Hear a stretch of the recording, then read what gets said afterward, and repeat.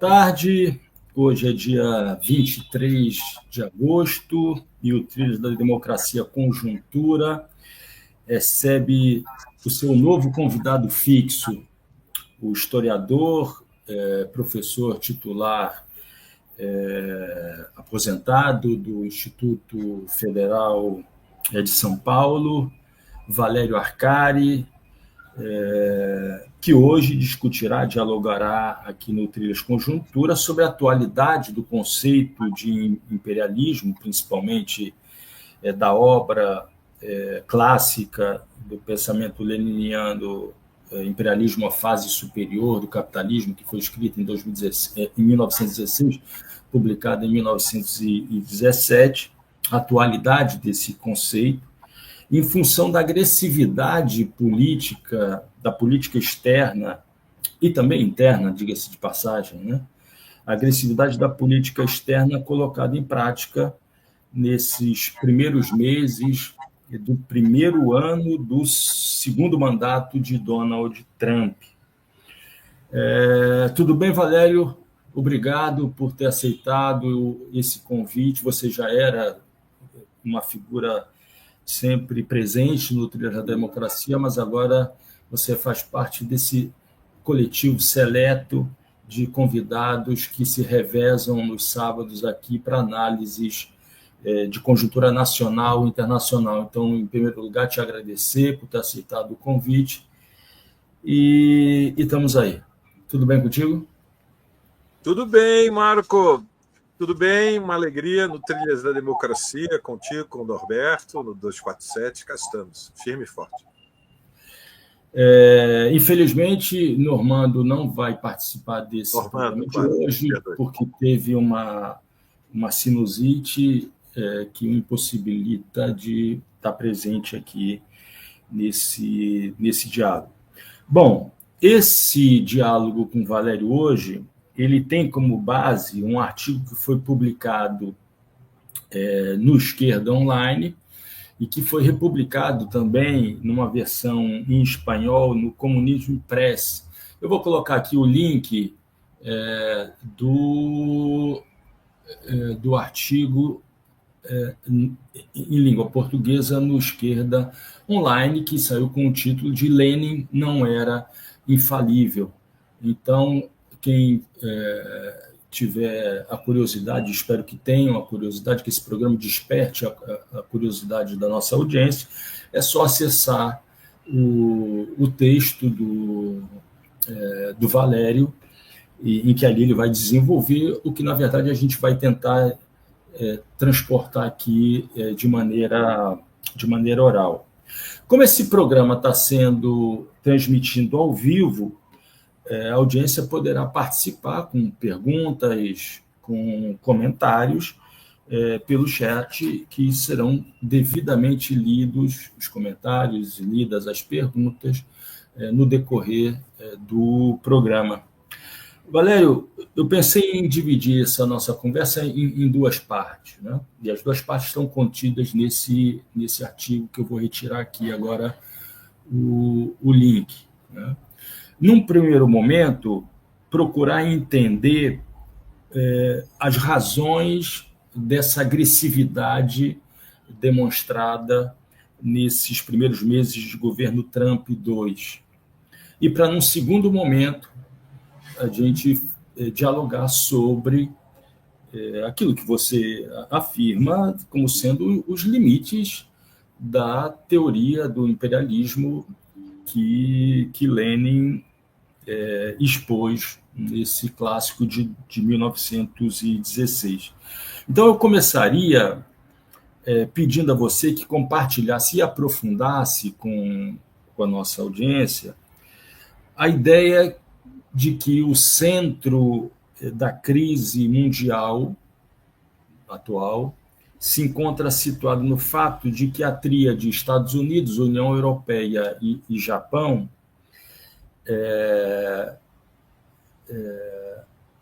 tem a sua supremacia ameaçada pela ascensão chinesa, né? Pela arrebatadora ascensão chinesa, passando a competir de igual para igual com essa tríade. E que dessa situação decorre a necessidade de, e aí abro aspas para citar literalmente o que você disse, uma estratégia nacional imperialista dos Estados Unidos de fortalecimento de uma hegemonia militar dissuasiva, fecho aspas.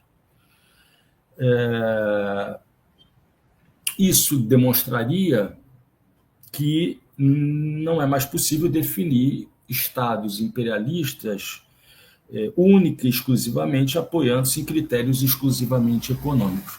Por favor, Valério, gostaria que você desenvolvesse essa que é uma das principais teses esboçadas, apresentadas nesse teu artigo. Por favor. Bom, muito bem. Veja, Marco, nós estamos diante de uma realidade totalmente nova depois da posse de Trump. Então, este é o primeiro elemento que tem muita importância. A mente humana, ela, às vezes, nós ficamos prisioneiros de armadilhas, que é tentar explicar, compreender, analisar a realidade sem ter uma plena noção dos saltos qualitativos, quer dizer, das mudanças que vão se acumulando quantitativamente, mas a partir de determinado momento há um salto que é qualitativo. A posse de Trump, ela tem este significado, ou seja, nós estamos diante de uma nova situação mundial e ela se explica por muitos fatores, evidentemente, mas o primeiro fator, o elemento ordenador, é o fato de que essencialmente depois de 2008 e acentuadamente depois de 2015 e numa dinâmica não revertida após a pandemia, os Estados Unidos perdeu posições tanto no mercado mundial como no sistema internacional de Estados. Nós, quando tentamos atribuir sentido ao mundo, é muito importante fazer este exercício mental que é compreender que o sentido da situação mundial ele é condicionado por disputas que se dão em dois espaços. Há um espaço essencialmente econômico, é o espaço do mercado econômico, do mercado mundial, e há o sistema internacional de Estados, que é a ordem social, é a forma, enfim, é o desenho de poder entre os Estados. E a decadência lenta norte-americana ela foi ininterrupta depois de 2008, e isso se explica dialeticamente pelo fato de que a globalização favoreceu uma gigantesca acumulação de capitais, essencialmente capitais fictícios, né, numa enorme pirâmide de especulação financeira, né, o gigantismo, segundo o Banco Internacional de Basileia, que é o banco central dos bancos centrais, que surgem da ordem de Bretton Woods, existem títulos que têm valor de face superior a 350 trilhões de dólares, ou seja, 3 PIBs mundiais acumulados, que repousam na aposta de valorização de ativos nos próximos anos. É um mercado de futuros. E esse gigantismo da especulação, da financiarização econômica, ele criou um mercado mundial de capitais que, paradoxalmente, favoreceu o crescimento chinês. E, em grande medida, a dimensão do mercado interno norte-americano, do mercado interno da União Europeia, impulsionou uma industrialização na China que não tem comparação histórica. Nunca, em nenhuma nação, em nenhum país, houve uma dinâmica de industrialização com a complexidade e o tamanho faz diferença como a da China. Portanto, as posições relativas entre Estados Unidos, da União Europeia e Japão, quando comparadas com a China, foi um desenvolvimento desigual, ou seja, essencialmente nós estamos vendo uma dinâmica do capitalismo nos países imperialistas mais importantes, uma dinâmica de crescimento muito lento, e a grande incerteza que as novas tecnologias, como os microprocessadores que a nanotecnologia permitiu realizarem, acelerar computações numa velocidade vertiginosa, ou as biotecnologias com os novos princípios ativos e o novo impulso farmacêutico. Você sabe que tem uma parte da burguesia mundial que está fascinada com a ideia não só do aumento da longevidade, mas da imortalidade. E, finalmente, nós temos a inteligência artificial, que é uma tecnologia que subverte o que nós podemos chamar a organização do trabalho, a atividade produtiva em geral. Mas há muitas dúvidas que os investimentos nestes setores de ponta das novas tecnologias seja capaz de reverter uma tendência ao crescimento lento, se não à estagnação na longa duração. Por outro lado, é evidente que o sucesso econômico da China, né, nós estamos falando hoje de uma nação que já representa sozinha 30% da capacidade industrial instalada no mundo. E isso é muito, né? Isso só é comparável com a hegemonia que os Estados Unidos tinham ao final da Segunda Guerra Mundial. E é então nesse contexto que a rivalidade entre a tríade e a China, e especialmente entre os Estados Unidos e o Japão, que é uma disputa pela supremacia de poder no sistema internacional, se transformou no principal antagonismo e, portanto, na chave de sentido para a realidade mundial. E nacional imperialismo é algo que tenta capturar este conceito, ele tenta capturar, Marco, a ideia de que os Estados Unidos privilegiam o seu desenvolvimento. Este é o significado do governo Trump.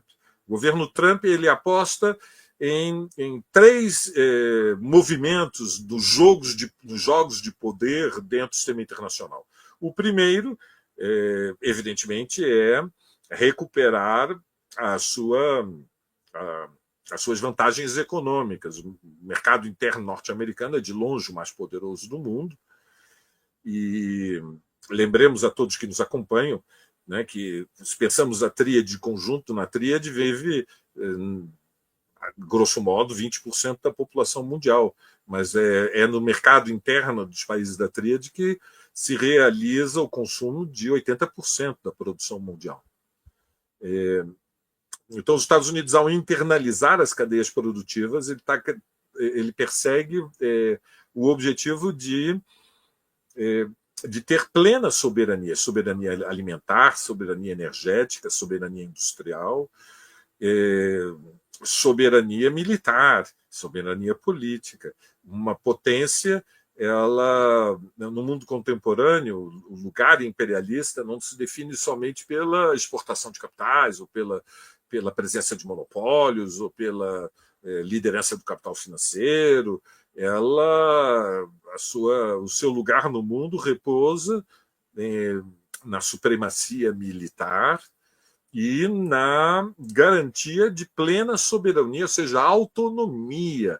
Ela ganha independência relativa, porque há um mercado mundial, mas uma independência, ou seja, a capacidade de se proteger de qualquer desafio. Nesse contexto, Trump é muito consciente que a soberania militar, a soberania nuclear é extraordinária. Veja, o mundo mudou em relação a 1916. Em 16 não tinha ocorrido nem a Primeira nem a Segunda Guerra Mundial e não tinha ocorrido Hiroshima e Nagasaki. Desde então, o equilíbrio do terror foi possível pela ameaça catastrófica, apocalíptica, do uso em grande escala de armas nucleares. E, embora haja diferença entre ter 3, 4, 5 armas nucleares e ter 100, não há tanta diferença, Marco, quando você tem 100 armas nucleares, se você tem 700 armas nucleares. Aí já não tem muita diferença, porque com 100 armas nucleares não tem desenlace vitorioso em nenhuma guerra nuclear. É a mútua aniquilação, é o MAD, né? Mutual Assurance destruction, mútua destruição segura, assegurada. É nesse marco, então, que nós temos o governo Trump, que é uma contraofensiva de Washington, que unifica a fração liberal que existe. Os Estados Unidos continuam, na sua classe dominante, politicamente dividida, e a fração que historicamente respondia ao Partido Republicano, mas que foi capturada por um movimento de extrema-direita de inspiração neofascista, na minha opinião, claramente neofascista, e aposta que pode conter a expansão chinesa e preservar as suas posições relativas. Então, este é um primeiro elemento. Passa pela guerra da Ucrânia, portanto, pelo movimento tático de aproximação com Putin para distanciar Moscou de Beijing. Passa por estabelecer uma nova relação de poder com a União Europeia. Veja, a aposta da União Europeia foi de que, com a invasão da Ucrânia, era necessário uma guerra de longa duração, uma guerra de desgaste, para enfraquecer Putin e neutralizar a ameaça da Rússia para a Europa Ocidental. Trump rompe com este projeto estratégico, abraça uma nova tática, que é separar Putin de Beijing, como eu disse, mas ele também quer reposicionar a União Europeia nas relações de poder dentro da tríade. A reunião desta semana de emergência com Zelensky e com as principais autoridades da União Europeia, inclusive com o secretário-geral, o holandês Mark Rutte, na Casa Branca, elas nos deixou uma foto muito emblemática, simbólica, que eu tenho certeza que o Marco viu, mas convido todos aqueles que nos acompanham do 247, que é um pouquinho como brincava a esquerda brasileira, todo mundo brincava, é a escolinha do professor Raimundo. No Salão Oval, o Trump explicando para os líderes europeus sentados ao seu lado como é que como deveriam avançar as negociações para interromper a guerra na Ucrânia. Então, este é o segundo movimento. Primeiro, uma estratégia clara de isolamento, cerco, redução da área de influência da China. Segundo, um reposicionamento diante da Rússia. E terceiro, um reposicionamento diante da União Europeia. Nesse contexto, nós podemos falar de um quarto realinhamento, numa ordem de importância distinta, que são os ataques ao Brasil. A ofensiva contra o Brasil, que ao lado da Índia são os dois elos mais fracos dos BRICS, ela responde também a essa luta pela preservação da hegemonia, uma sinalização que é de natureza política, não é uma guerra comercial, tem uma dimensão comercial, mas é associada. A questão decisiva é que Trump decidiu intervir no processo de disputa política na América Latina em geral e no Brasil, que é o país. Valério, a propósito, o que representa o deslocamento de os 4 destroyers estadunidenses ainda nos mares internacionais, mas nas proximidades do território... Se aproximando da costa. Toda a capacidade bélica desses 4 destroyers supera a capacidade armamentista da Venezuela. Há pouco tempo, acho que não me lembro se foi um programa que você estava presente, foi logo após o Trump autorizar o Pentágono a deslocar tropas para mares internacionais e até mesmo invadir territórios estrangeiros, no caso da existência de cartéis de drogas que estivessem enviando drogas para o território estadunidense. Eu perguntei a Normando, é inverossímil cogitar a hipótese disso acontecer, de uma frota desses 4 destroyers se deslocar até o litoral do Rio de Janeiro, Santos, né, sob a justificativa de que foi achada, localizada, uma rota de de tráfico do PCC ou do Comando Vermelho para os Estados Unidos, e ele respondeu: é difícil, mas não é inverossímil. E acho que isso se demonstra com o que está acontecendo na Venezuela. Quais são os riscos, Valério, de essa escalada continuar crescendo até um momento em que suceda uma invasão ao território venezuelano, algum ato contra a soberania nacional venezuelana? Eu sou a favor de muito rigor na análise, né? Então, isso significa muita cabeça fria. Significa ter sentido das proporções. Nós estamos diante da diplomacia da canhoneira. A diplomacia da canhoneira não foi excepcional no passado. A própria Venezuela, recordo aqueles que nos acompanham, foi vítima da diplomacia da canhoneira, porque no início do século XX, Caracas suspendeu o pagamento da dívida externa, que mantinha então com os bancos londrinos, e o governo de Sua Majestade Britânica não hesitou em mandar uma armada para as águas territoriais da Venezuela, ameaçando o bombardeio. Nós temos o retorno à diplomacia das canhoneiras. Não creio que haja perigo de uma invasão, seria uma hipótese altamente improvável, para dizer impossível. Seria mergulhar os Estados Unidos no novo Vietnã. E eu sei que tem muitos entre nós na esquerda que ouvimos as posições, as declarações, os posicionamentos do Trump, ficamos surpreendidos e muitas vezes dizemos: isto é uma loucura, nós estamos diante de discursos demenciais, há um elemento insano nesta vertigem de poder, mas há muito cálculo, Marcos, sejamos lúcidos.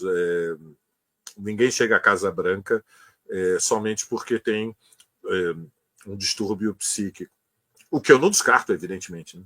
Porque psicóticos já chegaram ao poder e são muito funcionais.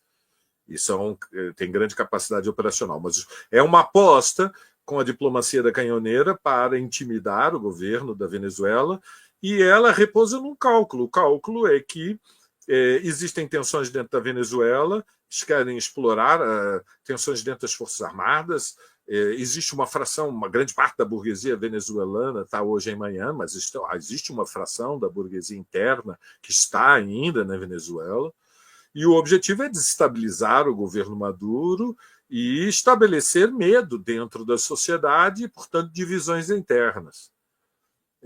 Claramente, a orientação do Pentágono é identificar a América Latina como quintal estratégico. Portanto, na disputa com a China, acesso às matérias-primas, acesso às commodities, acesso a todos os produtos, a começar pelos produtos minerais. Já foram confessadas as ambições norte-americanas de acesso às terras raras no Brasil, como, aliás, negociaram acesso a minerais no financiamento da Ucrânia, né, para facilitar o pagamento do armamento norte-americano, que do fundamental sustenta, né, armamento europeu, mas o fundamental do armamento das Forças Armadas ucranianas, do exército ucraniano, é norte-americano, especialmente a Força Aérea. E então é nesse contexto que da disputa imperialista pelo domínio do mundo, acesso às matérias-primas, garantia de fornecimento de petróleo. E a Venezuela tem as maiores reservas de petróleo do mundo e é absolutamente incompatível com o domínio norte-americano um Estado independente. Sejamos honestos e lúcidos, a Venezuela não está em transição ao socialismo, mas é um raro Estado independente no sistema internacional em que o que prevaleceu ao longo das últimas décadas, mas acentuadamente depois de 2015, é uma estratégia de recolonização. E, portanto, é o abuso da força para impor o domínio político.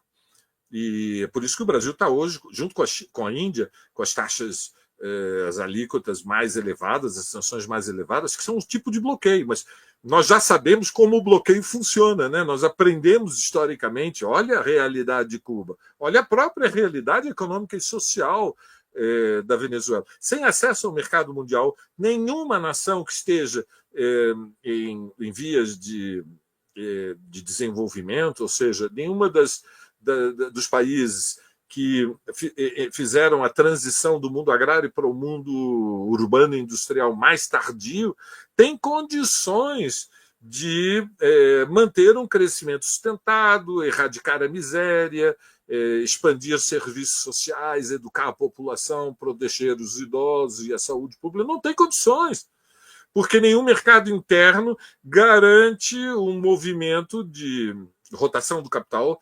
suficientemente, em escala grande suficiente, para sair da pobreza e para sair da miséria.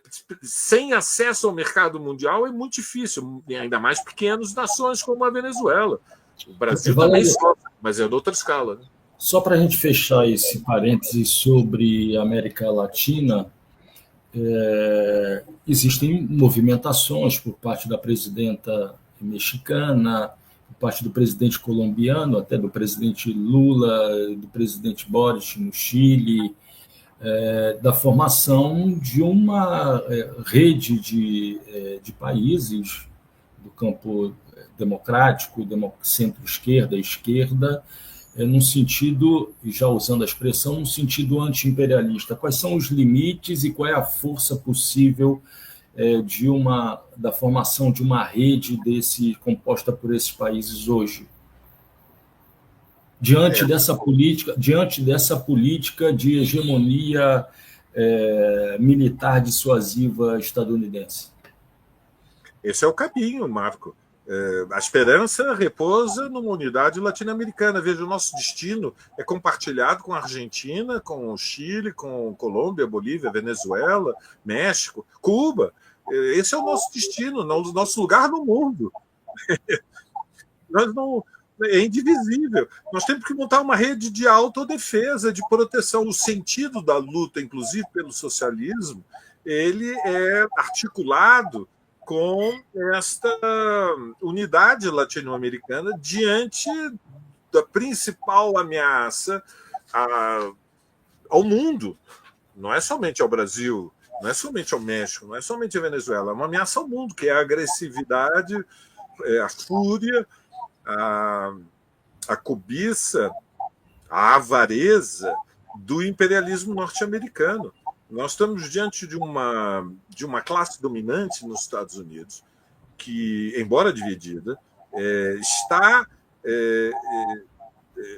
digamos, apostando, apoiando que Trump seja capaz de recuperar o período histórico de domínio inconteste, se usa uma expressão quase técnica na geopolítica, de dominação unilateral, mas, enfim, isso é sempre com fórmulas um pouco literárias. Na verdade, em linguagem marxista, nós estamos falando da decadência da maior potência imperialista que a humanidade conheceu. E portanto, a rede de solidariedade latino-americana é chave, é decisiva, através da integração econômica, de integração cultural também. É necessário que os nossos povos se reconheçam uns aos outros como povos irmãos com destino compartilhado. Isso envolve uma disputa que é ideológica e política, independentemente das opiniões mais críticas ou menos críticas que nós tenhamos aos diferentes governos latino-americanos. Nós temos que caminhar no sentido de integração logística, cooperação econômica, integração cultural enfim, e coordenação política. Valério, antes de passar para a discussão sobre a teoria do imperialismo leniniana, eu vou fazer a leitura aqui de alguns comentários. Primeiro, saudar os novos membros do 247, Márcio Roque Coutinho, Olívia Gomes, Fernando Bispo de Oliveira, Aurino Júnior, Loucos por Biografias e Miriam Carla. Depois disso, Marli Ribeiro, faz uma citação de Criolo, o compositor, cantor, né? Meninos mimados não podem reger a nação. Alessandra Gomes, geopolítica, ouvindo análise da boca da besta, americanos que não estão em estado negacionista, falando do seu próprio país. O trumpismo, né? A Santana, o trumpismo é o novo narcotráfico, o Trump é o dono da boca, quer tirar onda de narcos e dizimar os quartéis rivais. Denise Stob, boa tarde, muito obrigado pela live, São Leopoldo. Luiz Gonçalves Mendes está dizendo que o áudio está dando eco, mas eu sempre fecho aqui o meu fone quando o Valério está falando. Leara Maria Manfred, mas os navios não voltaram devido ao mau tempo. Clarinha dá vários likes. E aí entram 2 comentários, né, de pessoas que nos dão o prazer de estar aqui, mas que deveriam estar em outros espaços, né? Ou então a gente está incomodando um pouquinho, né? O Jorge Barbosa manda uma mensagem: a Rocha Trump, César Natalício, se a esquerda retrógrada odeia, acho que nós somos da esquerda retrógrada, Valério. Se a esquerda retrógrada odeia, ótimo, vemos um Trump no caminho certo. Nazareno Silva, boa tarde. Kátia Ilhário, eu sabia que os navios não voltaram. Ao Carlos Silva, ok. Áudio, ok. Quieto Ligós, para terminar. Preocupantes também são os ataques aos sistemas judiciários. Depois do STF brasileiro, foram anunciadas sanções a juízes do Tribunal Penal Internacional de Haia, ataques em várias frentes. Depois eu gostaria que você comentasse isso, Valério, em algum momento, né? Mas estamos virando aqui para a segunda parte do programa, e agora eu gostaria que você, Valério, tratasse dos limites históricos da teoria do imperialismo de Lenin, no livro escrito em 2016, na sequência dos livros de Robson, Hilferding. Quer dizer, não foi apenas Lenin que discutiu, construiu uma teoria do imperialismo, na verdade era uma discussão acalorada. Rosa Luxemburgo, Nikolai Bukharin. Com participação de Kautsky, quer dizer, toda uma discussão que penetrou nesses ambientes da social-democracia, particularmente da social-democracia alemã, né, mas não exclusivamente, né? Tanto que Lenin trata dessa questão. Você advoga a ideia, né, de que a única das teses que Lenin que realmente se demonstrou irrefutável foi a de que o imperialismo representou, ao mesmo tempo, o auge e o declínio do capitalismo em função daquilo que aconteceu, da destruição que aconteceu entre 1914 e 1945, ou seja, essa grande guerra ininterrupta, né? Primeira Guerra Mundial, Segunda Guerra Mundial, entremeada pela Guerra Civil Espanhola, né? Valério, quais são as razões que fazem com que os critérios de Lenin sejam insuficientes para caracterizar um Estado imperialista no século XXI? Ou seja, qual é esse quase 100 anos, né, de diferença, o que mexeram, o que modificaram na caracterização, na definição de um Estado imperialista? Por favor. Olha, eu tento apresentar da maneira mais sintética e clara possível. Eu volto a exibir aqui o link para quem não pegou no início, o link do artigo em que o Valério trata dessa questão. Lenin não era infalível, foi publicado em português no Esquerda Online. Por favor, Valério. Sim, foi publicado depois em espanhol e em inglês. O título em espanhol ficou melhor, De la letra al método. Mas, enfim, entrando diretamente no tema, o livro ele apresenta 3 ideias mais poderosas. Eu creio que a primeira, como você disse, atravessou a história intacta. As outras 2 têm que ser atualizadas. Eram justas, mas o mundo mudou. Portanto, nós temos que fazer uma atualização, ou seja, fazer uma leitura dos clássicos que não seja dogmática, compreender que a realidade se transforma e o marxismo se desenvolve. Eu sou a favor de um marxismo aberto, não sou a favor de uma doutrina fechada. O marxismo tem ambições científicas. Então, a primeira ideia, a mais poderosa, talvez a mais perene, é a ideia de que o capitalismo teve etapas de desenvolvimento histórico. Teve período de formação, uma longa transição secular, de acumulação capitalista. Marx usava, inclusive, a ideia de acumulação capitalista primitiva ou acumulação capitalista inicial. Teve o período do seu apogeu com a Segunda Revolução Industrial, a partir de meados do século XIX, e na passagem do século XIX para o século XX entrou numa terceira fase histórica, uma terceira época, que é a época imperialista. Este critério de periodização ele repousava na ideia de que era o seu apogeu. A ordem imperialista é o momento histórico do apogeu do capitalismo, mas dialeticamente, a maneira hegeliana, Marco, é o início do declínio. Então, esta primeira ideia é muito importante porque nós temos que estar sempre nos perguntando que horas são no relógio da história. Aqueles que apostamos, que nos entregamos à causa de mudar o mundo para melhor, né? O mundo não vai melhorar sozinho, como dizia Hobsbawm, nós temos que saber que horas são no relógio da história. Estamos na época do apogeu do capitalismo e ela é simultaneamente o início do seu declínio.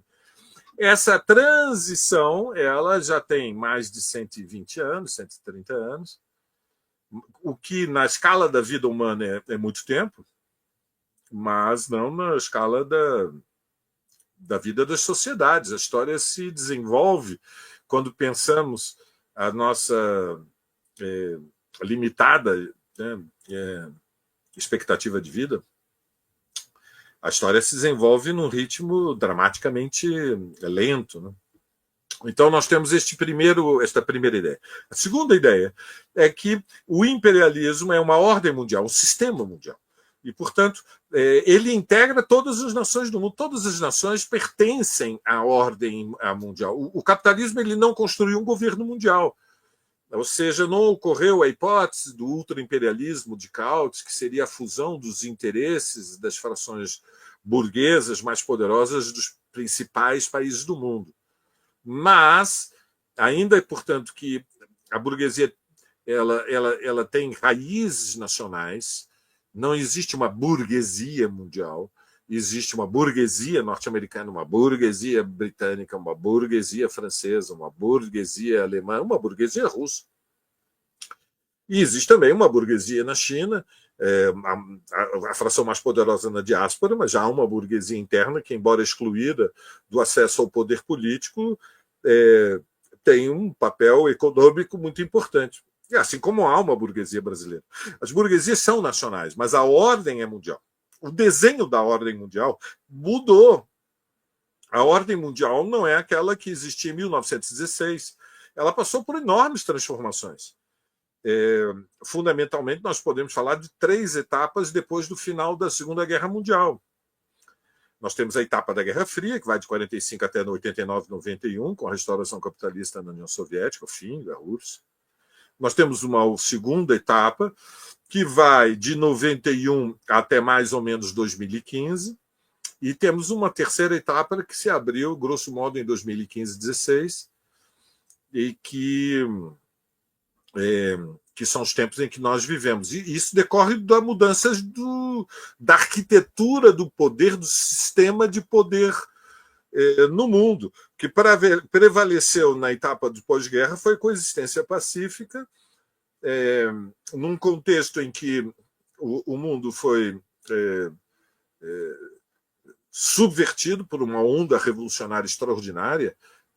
Ao final da Segunda Guerra Mundial, culminou com o triunfo da Revolução Chinesa, a Revolução no Vietnã, a Revolução na Coreia, um processo revolucionário na Índia, culminou na independência, um processo revolucionário derrotado na Indonésia, mas que separou a Indonésia do Império Holandês, e que se encerra com uma derrota que é a restauração do leste e na Rússia. Uma segunda etapa que se define fundamentalmente pela financiarização, o domínio norte-americano E essa última etapa, a partir de 2015, que se define pelo antagonismo entre Washington e Beijing, ou seja, pela ascensão chinesa, mudando todas as relações de poder dentro do sistema internacional. Portanto, a ordem mundial, o sistema internacional de Estado, conheceu grandes transformações. Nós temos que atualizar Lenin.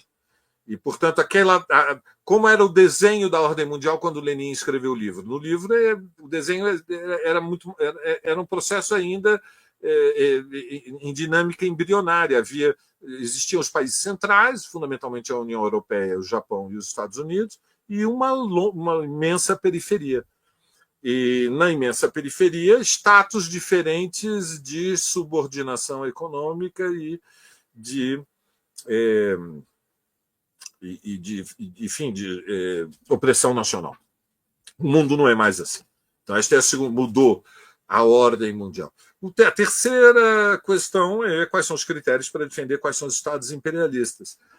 Grosso modo, a esquerda ficou ancorada naquela caracterização de 1916, que os países imperialistas eram os países centrais, ou seja, a União Europeia, os Estados Unidos e o Japão. Não é mais assim.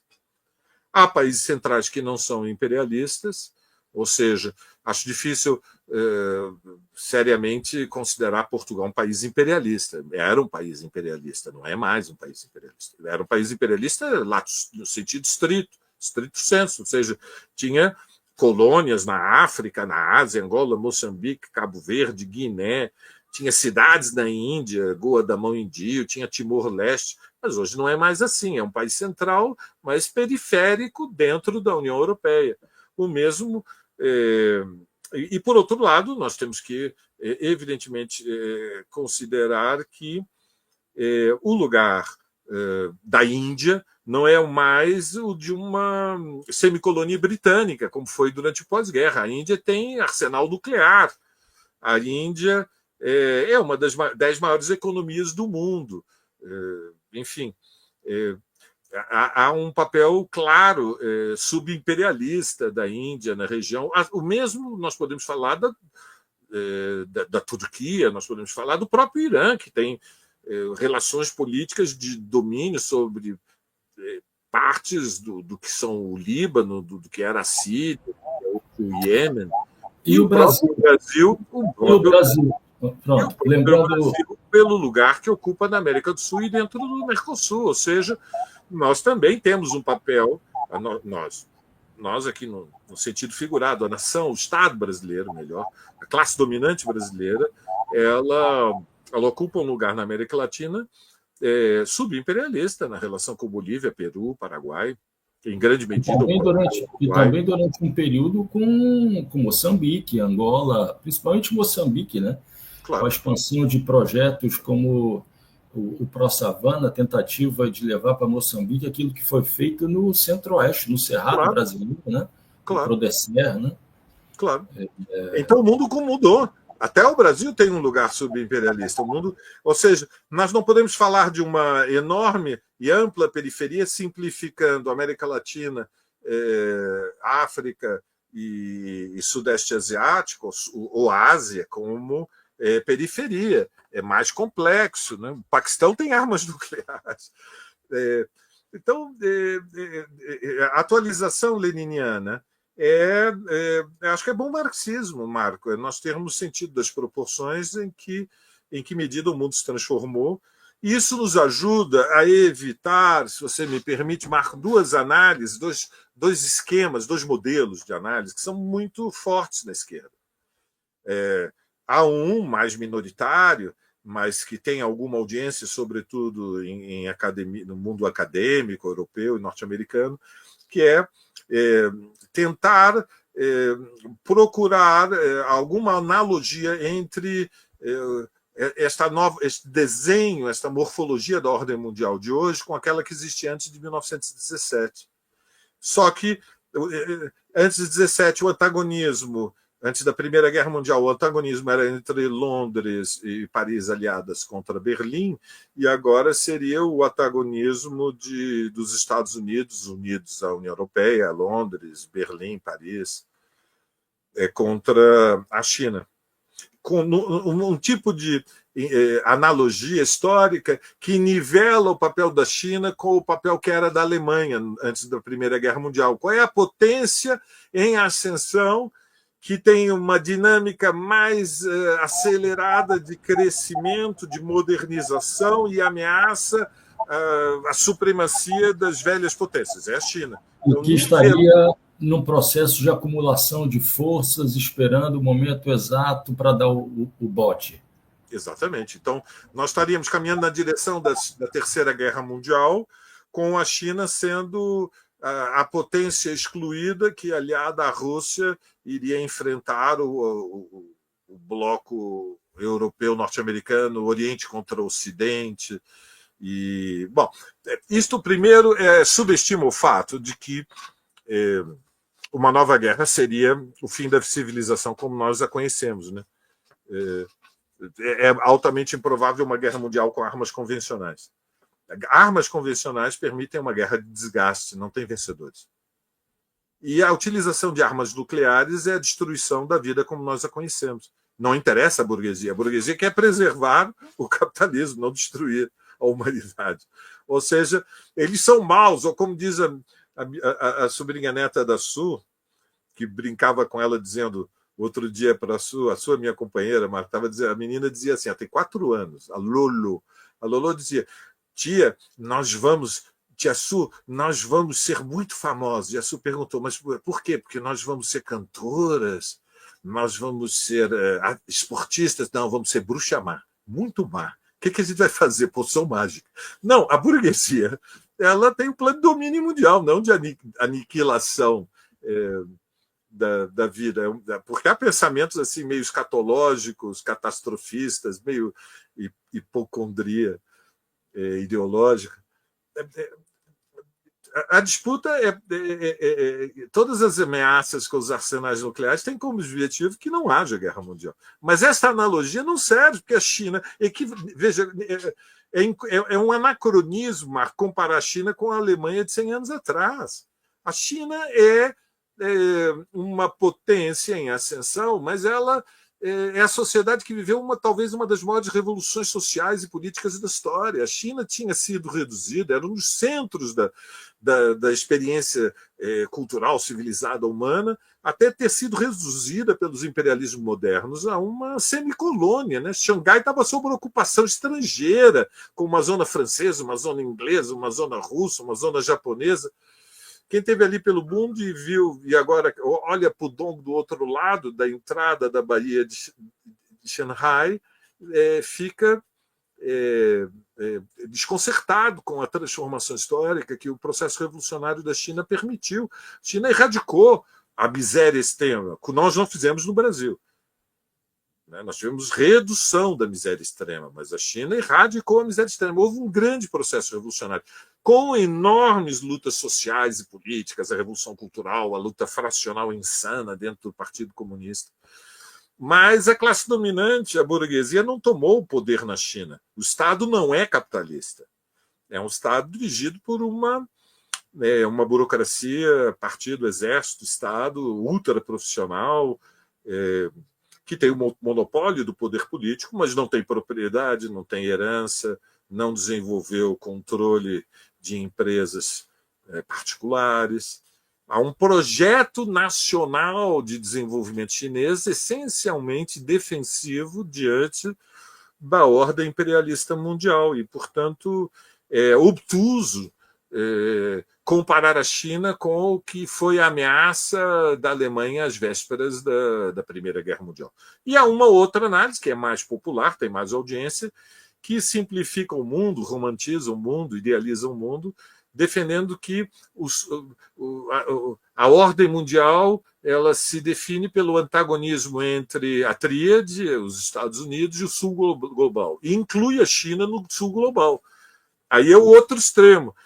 A China não é nem a Alemanha, desafiando Inglaterra e França pelo domínio do mundo e se preparando para uma guerra mundial, num processo de militarização acelerada, mas tampouco é parte do Sul global. A China não é um país periférico. A China é uma potência em ascensão, é um país central, não é mais parte do mundo periférico. A China é uma exportadora de capitais, não importadora de capitais. Mas não é imperialista, ou pelo menos, digamos, temos que estar mais abertos ao debate sobre a natureza, para onde evolui a China. Se não há uma burguesia controlando o Estado, veja, Marco, me parece um pouco precipitado definir a China como imperialista. Talvez proto-imperialista, talvez num processo que pode... Porque a dinâmica da restauração capitalista na China pode evoluir por uma plena restauração. Não está descartada essa hipótese. Seguramente há uma ala, não é um segredo de Estado, era conhecida como a fração de Xangai, que era restauracionista, que defendia o compartilhar o poder de Estado com uma fração da burguesia interna e da burguesia da diáspora. Essa ala perdeu a luta política interna. O processo está em aberto, você sabe que tem uma sucessão em 27, Xi Jinping tem um mandato, não é indefinido, mas a ala que prevaleceu é aquela que é apresentada pela imprensa internacional e na própria China como a chamada fração dos príncipes, né? Os filhos da primeira geração de dirigentes revolucionários, da qual Xi Jinping faz parte. E, em grande medida, desde 2012, ele tem neutralizado a influência da fração de Xangai.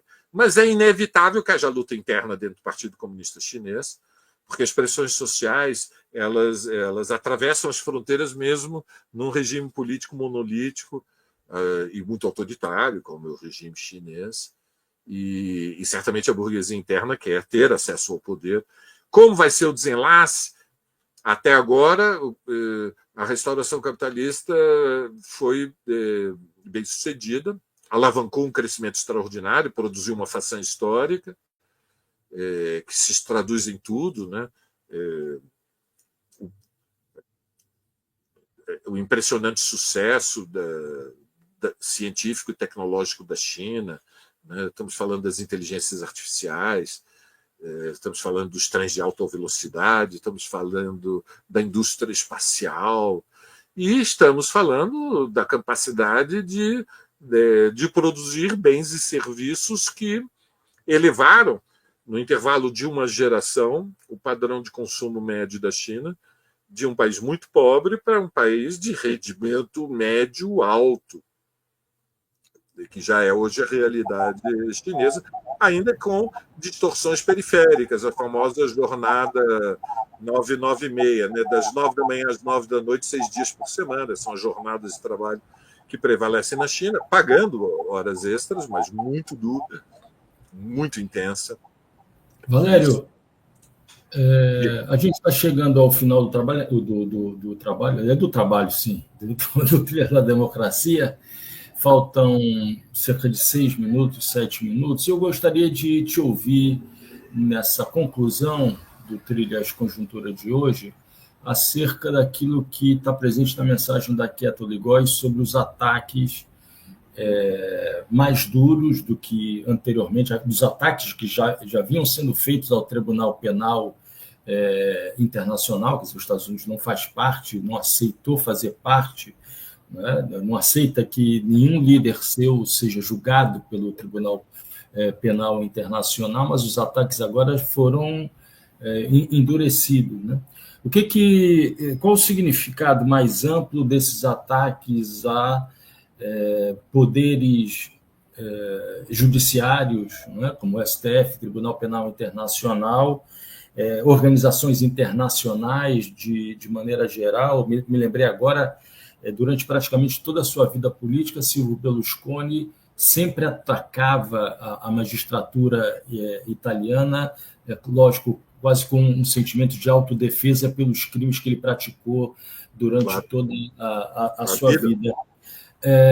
O imperialismo hoje necessita desses ataques também às instituições judiciárias transnacionais e nacionais, como o caso do Tribunal Penal Internacional e o caso do STF no Brasil? Nós estamos retornando nesse aspecto ao século XIX e ao princípio da extraterritorialidade. Muitos de vocês devem lembrar que no século XIX os ingleses impunham o princípio da extraterritorialidade, que é os súditos da sua majestade britânica não podiam ser julgados por ninguém, mundo afora. É o princípio da extraterritorialidade. E ele se apoia, ele repousa na ideia de que a autoridade norte-americana é incontestável. E, portanto, os Estados Unidos não respeitam a jurisdição da soberania nacional, da independência nacional, e muito menos aceitam autoridades transnacionais. É uma linha de ruptura com o sistema ONU. Quer dizer, aqui o elemento qualitativo que eu quero chamar a atenção a todos aqueles que nos acompanham é o seguinte: há uma novidade no mundo e nós temos que, repito, vou terminar um pouco por onde eu comecei. Quando o mundo muda, as mudanças são quantitativas, até que dá o salto. Bom, deu o salto. Olhemos a realidade, meus amigos, deu o salto. Ou seja, o Washington, Trump está dizendo: eu não respeito a Organização Mundial da Saúde. Ele está dizendo: eu não respeito o Tratado de Paris. Os Estados Unidos não estão subordinados a decisões internacionais que limitam a sua independência.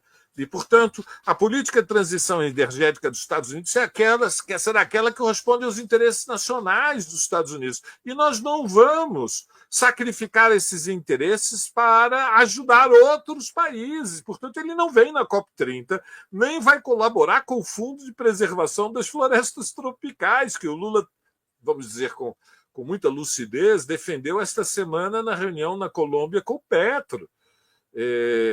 Eles não respeitam a Organização Mundial da Saúde.